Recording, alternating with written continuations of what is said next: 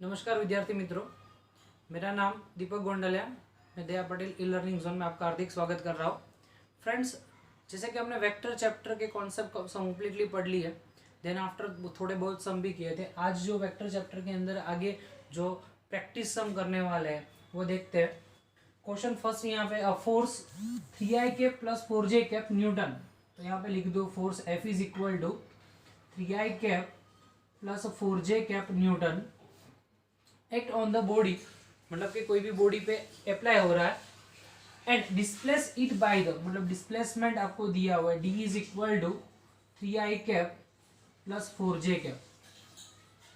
ठीक है, the work done by the force, यानी कि आपको वर्क डन फाइंड करना है। तो फ्रेंड्स, सिंपल सा फॉर्मूला है वर्क डन के लिए, W is equal to F vector dot D vector.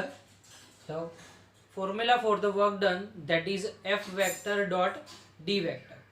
तो यहाँ पे समझना कि वर्क डन का जो भी फॉर्मूला हम लिखेंगे F इंटू डी, क्योंकि work done is equal to force into displacement, that is जो वर्क डन आपने 9th स्टैंडर्ड में ऑलरेडी पढ़ा है। अभी डॉट प्रोडक्ट है, F और D के बीच में डॉट प्रोडक्ट है, तो लिखो यहाँ पे 3-4 और डी भी है 3-4। जैसे कि मैंने आगे पढ़ाया था कि कोई भी वेक्टर है उसके अंदर क्या होगा, तो x का मल्टीप्लीकेशन x के साथ और y का मल्टीप्लीकेशन y के साथ। तो 3 इंटू 3 9, 4 इंटू 4 16, तो 9 प्लस 16 दैट इज 25। तो वर्क डन जो मिलेगा 25, और जो यूनिट होगा जूल। वर्क डन का यहाँ पे जो यूनिट है दैट इज द जूल, मतलब कि वर्क डन को मेजर करने के लिए जो क्वांटिटी है that is the joule. Okay, यानी कोई भी एनर्जी होती है, वर्क डन होता है या एनर्जी होती है, तो हर एक एनर्जी को रिप्रेजेंट करने के लिए हमारे पास यूनिट है जूल। आगे देखो second sum, if a unit vector is represent by, मान लो कि यहाँ पे कोई एक वेक्टर यूनिट है, so A vector is equal to 0.5 I cap plus 0.8 J cap plus C K cap, मतलब एक वेक्टर दिया।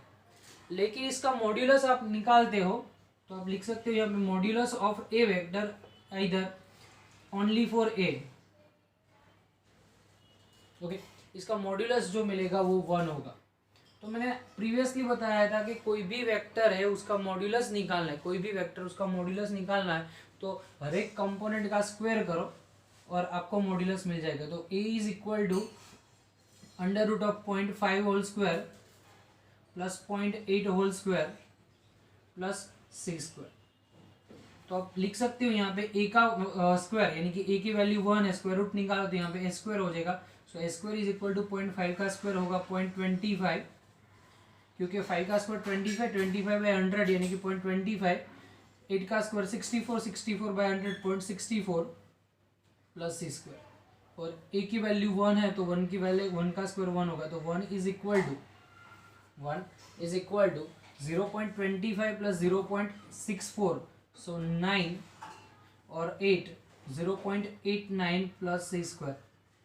सी स्क्वायर को सब्जेक्ट कर लो तो आंसर मिलेगा 1 माइनस 0.89, स्क्वायर रूट निकालो तो आंसर मिलेगा 1 माइनस 0.89 यानी कि 0.11। क्या मिलेगा?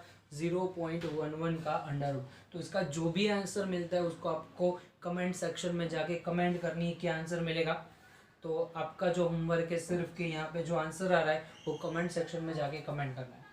नेक्स्ट हम देखो, two vector of equal magnitude. मान लो कि टू डिफरेंट वेक्टर लेते हैं, a is equal to B vector, magnitude same है तो modulus of a is equal to modulus of b, दोनों का मैग्नीट्यूड सेम है। तो मैं इसको ऐसे वे में भी लिख सकता हूँ a is equal to b, दोनों का मॉड्यूलस सेम है।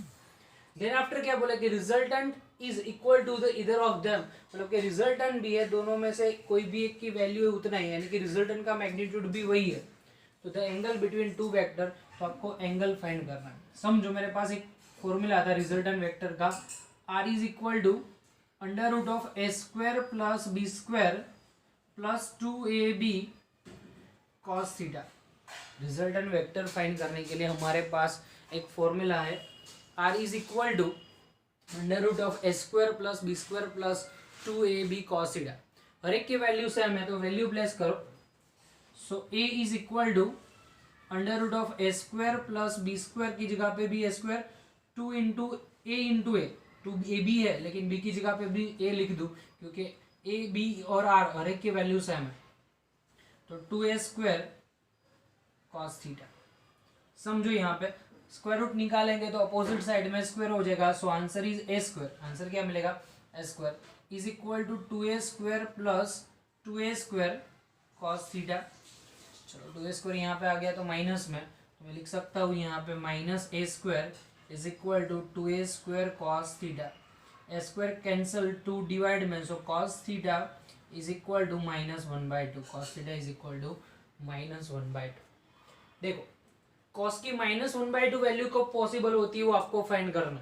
एंगल फाइंड करने के -1/2 कैसे मिलती है, तो देखो उसके लिए हम यहाँ पे यूनिट सर्कल का यूज करेंगे। यूनिट सर्कल के कॉन्सेप्ट में आप देखते हैं कि -1 कहाँ, -1/2 कहाँ पे पॉसिबल है।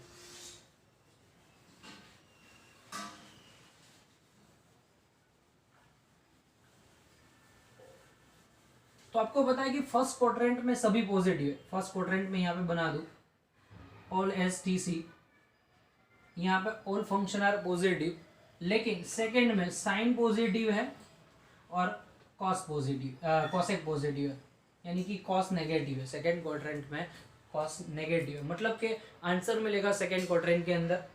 तो आपको वैल्यू चाहिए -1/2, वैल्यू कितनी चाहिए? -1/2।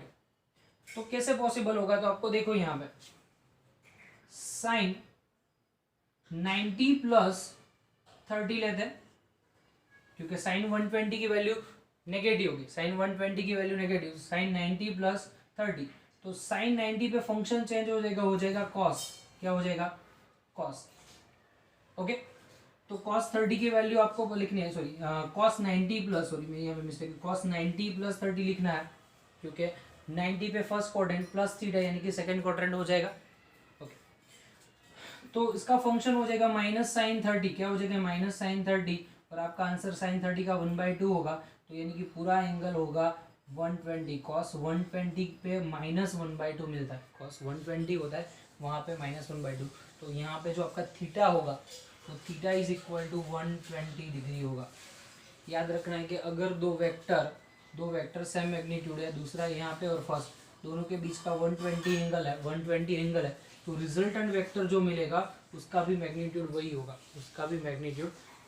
याद रखना है कि अगर दोनों का मैग्नीट्यूड सेम है और दोनों के बीच का एंगल 120 है तो रिजल्टेंट का भी मैग्नीट्यूड वही मिलेगा। ठीक है, जल्दी से स्क्रीनशॉट ले लो, मतलब कि आपने जो थियरी है नोट कर लो। हम सेकेंड टॉपिक के बारे में बात करेंगे।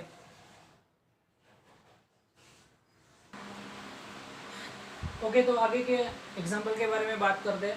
फर्स्ट एग्जाम्पल दिया है, the angle which the vector A make with the coordinate axis are. Simply समझो, the angles which the vector A, मतलब कि ये वेक्टर ए एंगल बना है। देखो आगे बढ़े क्या लिखा है, max with the coordinate axis, यानी कि कोऑर्डिनेट एक्सिस के साथ में जो भी एंगल बना रहा है वो एंगल क्या होगा। तो आपको पता है जनरली कोऑर्डिनेट का एक्सिस जो है 3 है, x, y एंड z, मतलब कि आपको फाइंड करना है यहाँ पे x के साथ बना हुआ वो एंगल अल्फा, y के साथ बना हुआ एंगल बीटा और z के साथ बना हुआ एंगल गेमा, यानी कि 3 एंगल फाइंड करने हैं with x and y and z। तो मैंने ऑलरेडी आपको पढ़ाया था कि cos अल्फा की बात कर रहे हैं, cos अल्फा, सपोज मान लो कि cos अल्फा नहीं लेना है, पहले से कंपोनेंट लेना। तो देखो वेक्टर ए यहाँ पे कुछ प्रोजेक्शन बना रहा है x के साथ, vector A which is making a projection with x, तो उसको मैं बोलूँगा ax is equal to a cos alpha. मान लो कि अल्फा जितना एंगल बना रहा है तो यानी कि वो कंपोनेंट को बोलेंगे cos alpha. Suppose beta angle बना रहा है तो बीटा cos बीटा, और गेमा बना रहा है तो a cos गेमा, तो ax is equal to a cos gamma. तो जनरली आपको cos अल्फा चाहिए, तो cos alpha is equal to X by A. तो आपके पास x, y और z 3 कंपोनेंट दिया है, x3 दिया, लेकिन मुझे क्या चाहिए? मॉड्यूलस। क्या चाहिए? मॉड्यूलस। तो मैं लिखूँ modulus of a is equal to under root of first component square 3 square plus second component square 6 square plus third component square 2 square. 3 का स्क्वायर हो जाएगा 9, 6 का 36, 2 का 4, 40 प्लस 9 यानी कि 7 आंसर मिलेगा, 49 मिलेगा। 49 का स्क्वायर रूट निकालते तो 7 मिलेगा। चलो ठीक है, तो cos alpha is equal to X, यानी कि एक्स लिख दो 3, ए वाई लिख दो 6 और ए जेड लिख दो 2, तो 3 divide by 7, so alpha is equal to cos an inverse 3/7, first answer. Okay, वैसे सेकेंड लिखना है तो क्या होगा, cos beta is equal to Y के साथ, तो A Y by modulus of A Y कितना दिया है, तो 6/7, so cos beta is equal to 6/7, so beta is equal to cos an inverse 6/7, ठीक है। लास्ट फाइंड कर लेते हैं, cos gamma is equal to A Z by A is equal to A Z divide by A, A Z दिया हुआ है 2 और A दिया है 7, so cos gamma is equal to 2/7, so gamma is equal to cos inverse 2/7। अगर डायरेक्टली आपको formula पता है कौन सा, alpha is equal to cos inverse X by A, beta is equal to cos inverse A Y by A और गेमा is equal to cos inverse A Z by A, तो जल्दी से आपको आंसर मिलेगा, इतनी सारी तकलीफ उठाने की ज़रूरत नहीं है, तो देख लो जल्दी से। सेकेंड क्वेश्चन सोल्व करते हैं, पढ़ो स्टेटमेंट क्या लिखा है। तो सेकेंड क्वेश्चन का स्टेटमेंट आप देख सकते हो यहाँ पे, unit vector parallel to the resultant of A and B, मतलब कि ए और बी दो वेक्टर अलग से है, उसका पहले तो आपको रिजल्टेंट फाइंड करना पड़ेगा, देन आफ्टर पैरेलल, तो पैरेलल यानी कि सेम डायरेक्शन में भी होगा, पैरेलल यानी कि सेम डायरेक्शन में, लेकिन जो मॉड्यूलस है वो 1 यूनिट होना चाहिए, मॉड्यूलस है वो क्या होना चाहिए, 1 यूनिट। ओके, तो आप डिफाइन कर सकते हो पहले तो resultant vector R is equal to A plus B, resultant vector R is equal to A plus B, A की value 4i cap minus 3j cap plus 8i cap plus 8j cap. आपको पता है x का addition x के साथ, y का y के साथ, 4 + 8 12i cap minus 3 + 8 5j cap, that is the R vector. Okay, unit vector चाहिए, आर वेक्टर इसके पैरेलल यानी कि उसका यूनिट वेक्टर चाहिए, तो उसका मॉड्यूलस भी, क्योंकि ए वेक्टर जिसकी डायरेक्शन में उसकी डायरेक्शन में आपको यूनिट वेक्टर पैरेलली मिलेगा, तो R cap is equal to vector by its modulus, vector कितना है 12i cap plus 5j cap divide by under root of modulus 12 square plus 5 square, क्योंकि आपको पता है कि कोई भी वेक्टर का मॉड्यूलस निकालना है तो हर एक कंपोनेंट का स्क्वायर करो, देन आफ्टर उसका एडिशन करो, देन आफ्टर उसका स्क्वायर रूट निकालो, सही है। 12i cap plus 5j cap divide bye 12 square 144, 5 square 25, 144 plus 25 यानी कि 169 होगा, तो 12i cap plus 5j cap 169 का स्क्वायर रूट, और आपको पता है 169 का स्क्वायर रूट होता है 13, सो आंसर होगा 12i cap plus 5j cap divide bye 13, that is your answer, ठीक है। चलो आगे बात करते हैं थर्ड सम की। स्टेटमेंट पढ़ो, तब तक मैं इंक भर लूं पेन के अंदर।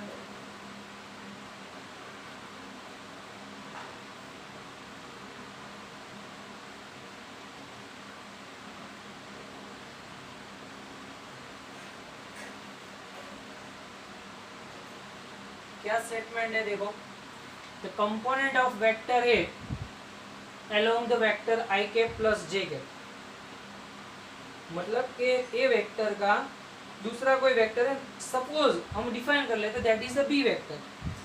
आपको कंपोनेंट चाहिए ए का, तो लिखो पहले तो ए वेक्टर लिखो, यहाँ से ए वेक्टर लिखो, component of A vector that is 2i cap plus 3j cap, B vector लिखो that is i cap plus j cap. समझ में आ गया? ओके, मुझे कंपोनेंट चाहिए, तो आपके पास फॉर्मूला डॉट प्रोडक्ट का A vector dot B vector is equal to A B cos theta. A का component that is A cos theta, तो बी को अलग से लिख दो, तो बी ए कॉस थीटा होगा। मुझे यहाँ पे ए कॉस थीटा फाइंड करना है। क्या फाइंड करना है? ए कॉस थीटा, सब्जेक्ट कर लो। तो A cos theta is equal to A vector dot B vector divide by B. मतलब पहले तो ए डॉट बी फाइंड करना है, तो फाइंड करते चलो। ए वेक्टर डॉट बी वेक्टर, ए की वैल्यू क्या है?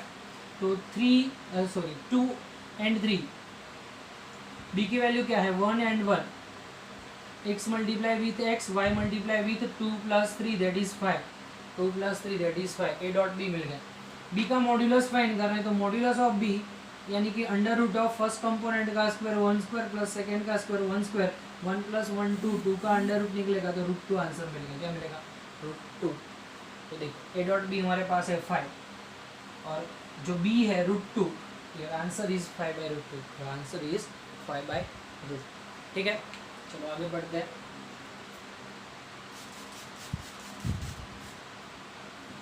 क्या लिखा है कि A vector cross B vector modulus, यानी कि ए और बी का क्रॉस प्रोडक्ट तो फाइंड करना ही है लेकिन उसका मॉड्यूलस निकालना है। ए क्रॉस बी उसका मॉड्यूलस निकाले और वो कितना है √3ab जितना है। ओके ठीक है, और आपको ए प्लस बी का modulus, A vector plus B का मॉड्यूलस क्या मिलता है वो लिखना है। देखो यहाँ पे A cross B is equal to √3a vector dot B. चलो यहाँ पे सिर्फ मॉड्यूलस है, मतलब डायरेक्शन इंडिकेट करने की कोई ज़रूरत नहीं है, सिर्फ और सिर्फ क्या है मॉड्यूलस। तो हमको never we are using the direction, तो आप लिखेंगे A B sine theta is equal to √3ab, dot product निकालो तो ए बी कॉस थीटा। याद रखो मैंने आगे भी पढ़ा था कि जब भी बी क्रॉस निकालते हो तब साइन आएगा, जब डॉट निकालते हो तब कॉस आएगा है। और क्रॉस प्रोडक्ट में डायरेक्शन आती है लेकिन यहाँ पे मॉड्यूलस है इसीलिए हमने कहीं भी डायरेक्शन का इंडिकेशन नहीं किया। ठीक है, ए बी का कॉस साइन के नीचे, so sine theta divide by cos theta is equal to √3, so tan theta is equal to √3। Tan theta √3 मिल रहा है तो थीटा की वैल्यू क्या होगी, तो आपको पता है कि tan 60 जब होता है तो उसकी वैल्यू √3 होती है, यानी कि थीटा इज इक्वल टू 6, दोनों के बीच का जो एंगल है दैट विल बी 60। क्लियर, सभी से जो 4 सम है जल्दी से वो रिवाइज कर लो। नेक्स्ट आगे सम हम फिर से देखते हैं, मैं बोर्ड में लिख दूँ। तो देखो, तो हमने लास्ट जो क्वेश्चन था उसमें थीटा प्रूव किया था 60, लेकिन एक पार्ट बाकी रह गया था a plus B is equal to question 1, इसका मॉड्यूलस जो है वो फाइंड करना। तो देखो a प्लस बी का मॉड्यूलस फाइंड करने के लिए हमारे पास मेथड है a² + 2ab cos theta plus b²। जो मेथड थी वहाँ पे है a² + 2ab cos theta plus b²। Theta 60 लिख दो, सो answer is a² + 2ab cos 60 plus b²। cos 60 की वैल्यू क्या होती है 1/2 और 2 यहाँ पे cancel, then answer is a² + 2ab/2 plus b², 2 common and cancel, तो a² + b² प्लस ab। आपका जो आंसर मिलेगा modulus of A vector plus B vector इतना। सॉरी फॉर माय मिस्टेक, मैंने जो है पार्ट कट कर दिया था, लेकिन आपको यहाँ पे जो मॉड्यूलस फाइंड करना था ए प्लस बी का वो हमने यहाँ पे कैलकुलेट कर दिया। नेक्स्ट क्वेश्चन के बारे में हम पढ़ते हैं।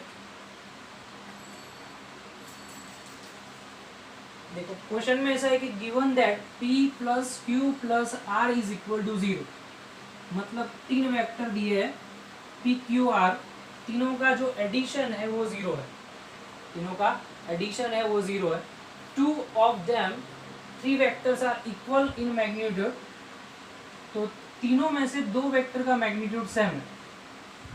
Okay, in the magnitude of the third, कोई तीसरा है जो उसका magnitude √2 times that of the other vector. Suppose हम डिफाइन करते हैं कि here p and q, modulus of p and modulus of q is equal to x consider करते हैं क्योंकि दोनों का मैग्नीट्यूड सेम है, लेकिन r का जो मैग्नीट्यूड है, magnitude of r is equal to √2x is equal to √2x। Okay, then angle between them, मतलब कि इन तीनों वेक्टर के बीच में जो एंगल है वो कितना होगा वो आपको फाइंड करना है। तो पहली चीज़ मान लो कि यहाँ पे हर एक की वैल्यू 0 है, तो मैं ऐसे लिख सकता हूँ मैग्नीट्यूड सेम है x वेक्टर, दूसरा भी है x वेक्टर, कौन सी डायरेक्शन है वो हमको नहीं पता, दूसरा भी है x वेक्टर। डायरेक्शन हम कुछ भी ले सकते हैं, यहाँ पे सपोज मान लो हम फर्स्ट का मैग्नीट्यूड x, फर्स्ट का मैग्नीट्यूड x, और डायरेक्शन जो लिखनी है तो डायरेक्शन हम ऐसे लिखते हैं ए कैप के फॉर्म में, पता नहीं है कौन सी डायरेक्शन, ठीक है। चलो दूसरा लिखते हैं एक्स, यानी कि मैग्नीट्यूड एक्स है और डायरेक्शन है बी कैप, पता नहीं कौन सी डायरेक्शन है। और लास्ट है आर, यानी कि √2x और डायरेक्शन है सी कैप, मतलब A cap B cap and C cap, that is the direction, it doesn't have any magnitude, so यहाँ पे कॉमन निकाल दिया 0, x common and cancel. So easily आप यहाँ पे लिख सकते हैं X cap plus B cap, A cap plus B cap plus √2c cap is equal to 0। तो रिलेशन जो यहाँ पे बनेगा, सपोज हम I cap Y cap J cap और जेड कैप के अंदर के कैप के अंदर डिफाइन करते हैं, तो आपको पता चल जाएगा किस तरीके से एंगल बनते हैं। देखो यहाँ पे लिखते हो आई कैप, सपोज इसकी जगह पे लिखो जे कैप प्लस इसकी जगह पे √2 के कैप, ऐसे लिख दो, ओके। तो आपको एंगल फाइंड करना है, क्या फाइंड करना है, एंगल फाइंड करना है।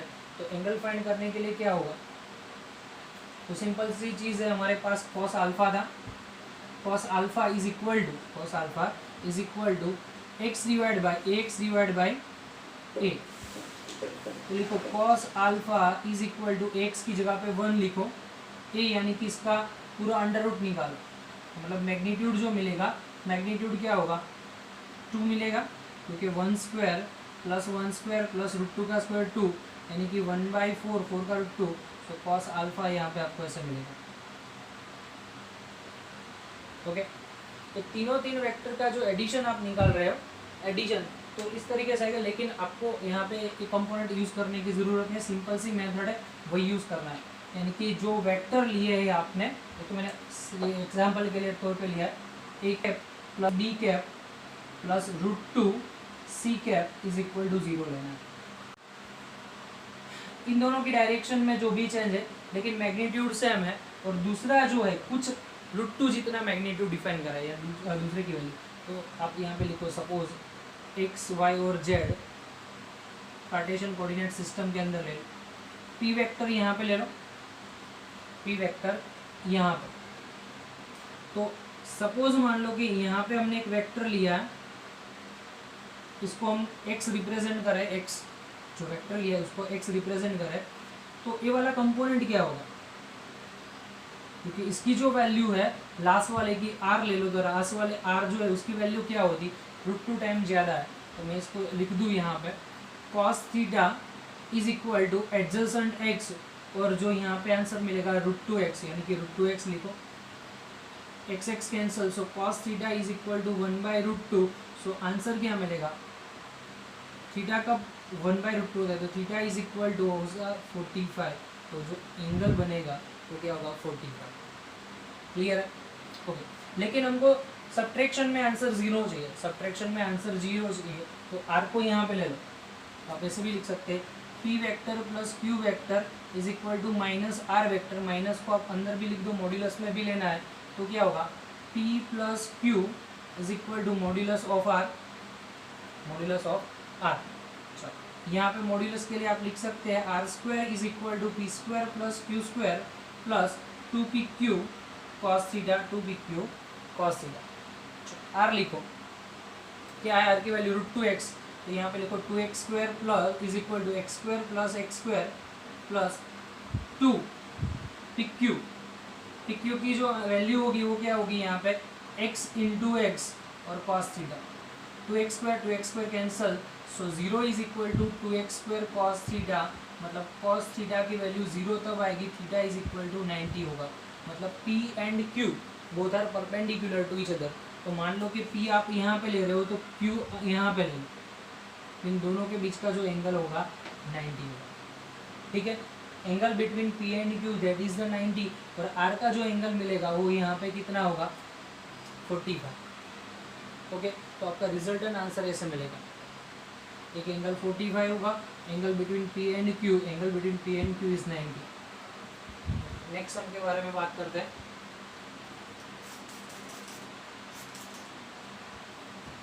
मैच द फॉलोइंग है,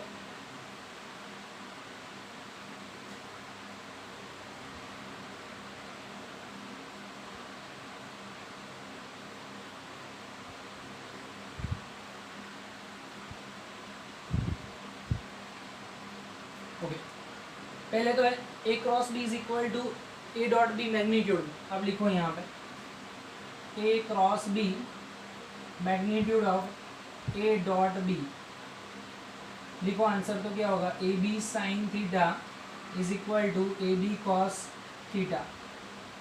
ठीक है, डॉट प्रोडक्ट में साइन और cross product sorry dot product में कॉस और क्रॉस में sine, A B cancel, so sine upon cos, sine theta upon cos theta. और मॉड्यूलस है तो आंसर में क्या होगा, प्लस और माइनस होगा। आप निकाल दो तो यहाँ पे क्या होगा, प्लस और माइनस, तो इज इक्वल टू प्लस और minus 1। So tan theta is equal two plus और माइनस 1। मतलब कि टेन की वैल्यू +1 भी पॉसिबल है और -1 भी पॉसिबल है, क्योंकि आप मैग्नीट्यूड लिखते हो तो there is a possibility of 2 different answer, plus में भी आ सकता है और माइनस में भी आ सकता है। ओके, तो आपको पता है कि अगर टेन थीटा 1 है तो थीटा इज इक्वल टू 45 होगा।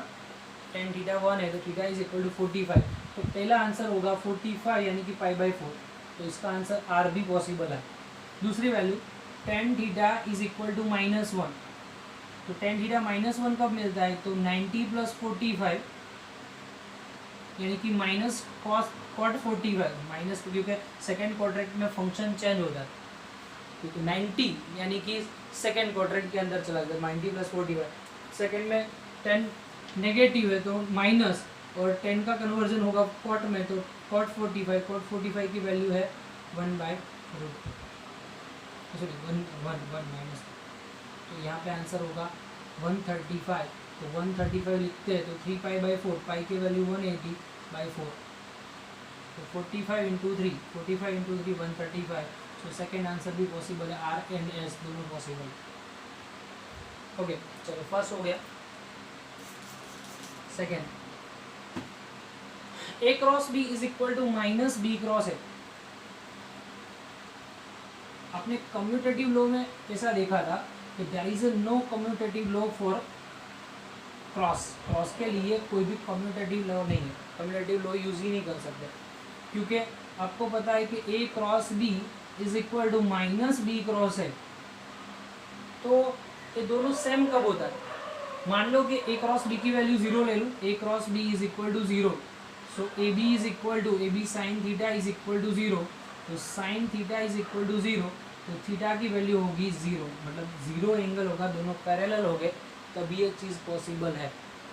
यानी कि ए पैरेलल टू बी, ये दोनों आंसर कब पॉसिबल होगा, तो 0 सिर्फ पी के लिए मिल रहा है, सो आंसर इज पी। ठीक है, समझ रहे हो आप। नेक्स्ट देखो, modulus of A plus B is equal to modulus of A minus B.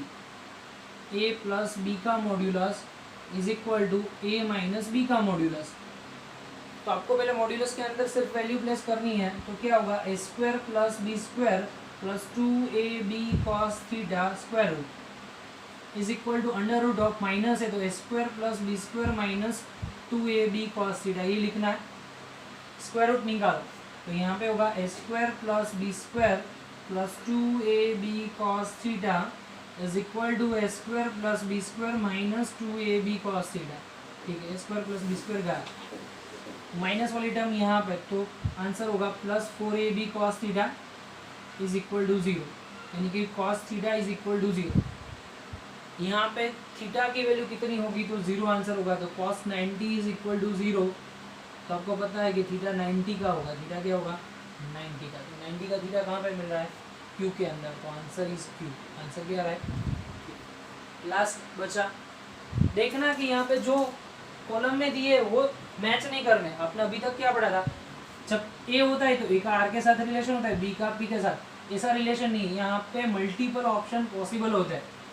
अगर आप जी एडवांस की एग्ज़ाम की प्रिपरेशन कर रहे हो तो जो कॉलम मैचिंग का ऑप्शन होता है वहाँ पे सिर्फ एक ही आंसर अवेलेबल नहीं है, बहुत सारे आंसर पॉसिबल हो सकते हैं, इसलिए ज़रूर नहीं है तो पी का ए के साथ पी, बी के साथ क्यू और सी के साथ 1-to-1 रिलेशन नहीं होता है, 1-to-many रिलेशन होता है।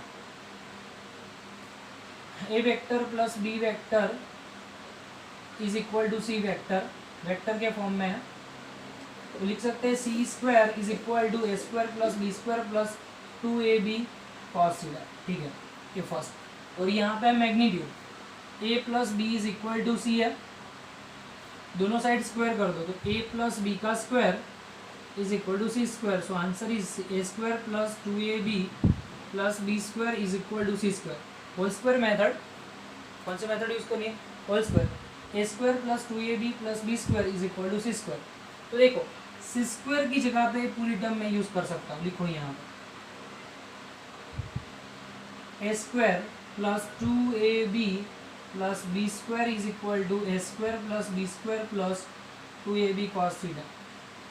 ए स्क्वायर गया, बी स्क्वायर गया, तो यहाँ पे 2ab है, यहाँ पे 2ab कैंसिल, यानी कि 1 रहेगा. क्यों ऐसा हुआ? क्योंकि एक तो टर्म 0 हो जाती है, लेकिन 2ab अपोजिट साइड में कैंसिल, तो जब कैंसिल आउट करते तो 1 आंसर होगा. तो 1 is equal to cos theta. Cos theta में 1 कब पॉसिबल होगा? 0 पे एंगल कितना होगा? 0. तो cos theta is equal to 1. So theta is equal to 0. Answer होगा 0. तो इसमें भी आंसर आएगा P. तो देखो यहाँ पे आर एस यूज़ हुए, P यूज़ हुआ, Q यूज़ हुआ और P यूज़ हुआ. ज़रूरत नहीं है कि एक बार ऑप्शन में रिपीटेशन नहीं होता है, हर एक बार में आप रिपीटेशन कर सकते हैं. तो आज का लेक्चर यहाँ पे ख़त्म करते हैं. अगर आपको वीडियो इंटरेस्टिंग लगा तो please subscribe the channel and share with your friends. Thanks for watching this video. Have a nice day.